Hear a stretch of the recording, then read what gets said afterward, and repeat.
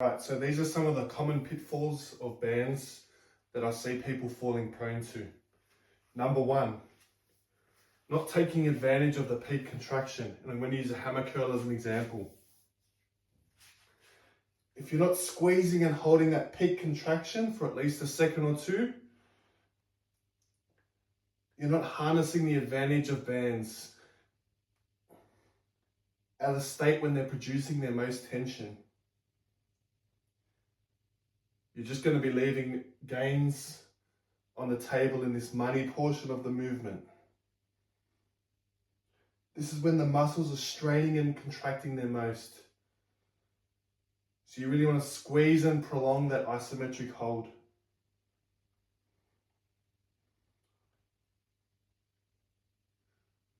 In terms of hypertrophy, jerking the band up and down with a very quick tempo is definitely going to compromise some of your muscle gains. The second area for improvement I see in people's training is initiating the movement with slack at the bottom of the range of motion. I'll use the lateral raise as an example. Here the band is slack.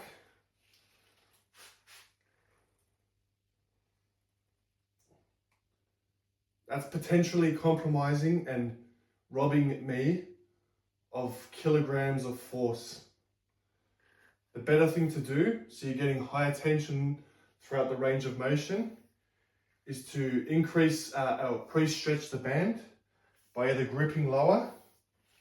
See that? No slack at all.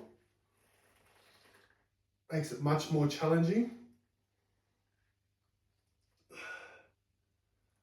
Or alternatively, I could widen my stance.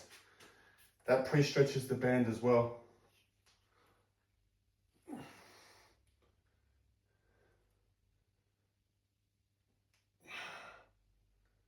That's going to add kilograms of tension at the start of the movement.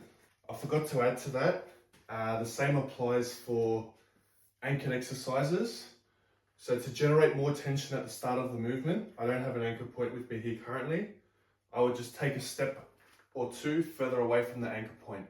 That immediately tenses the band and takes away any of that slack at the beginning of the range of motion. One thing I forgot to add, there is one exception where you may want slack at the beginning of the movement. So if you've completed your set to failure and want to actually extend your set and go past the point of failure, at that point you could slip your grip up, have slack at the bottom of the movement, and generate some more reps at the end of your set.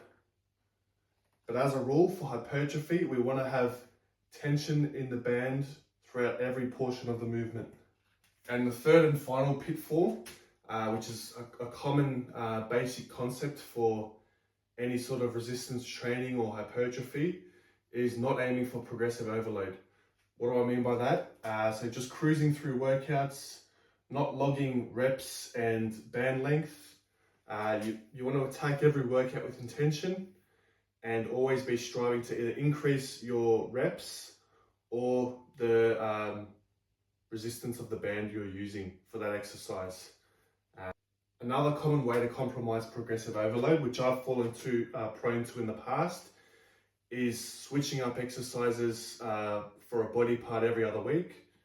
Instead of drilling down and layering and compounding damage on your muscles, because remember, that's what hypertrophy is, right? It's microscopic tears in your muscle, which recover and grow back stronger.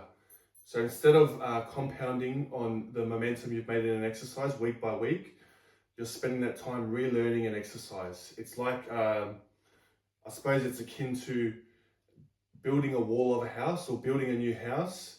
And instead of completing one section of the wall, you're scattering bricks on all different parts of different walls and never really making any progress, any coordinated progress.